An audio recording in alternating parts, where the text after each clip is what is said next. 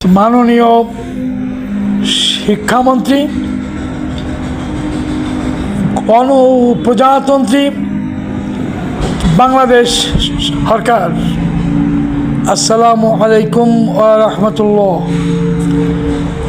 School কলেজের দীর্ঘ ছুটি দেওয়া সম্পর্কে সাধারণ জনতার মন্তব্য। ছুটি দীর্ঘ হলে ছাত্রদের লেখাপড়ার ধারাবাহিকতা বিঘ্নিত হয়।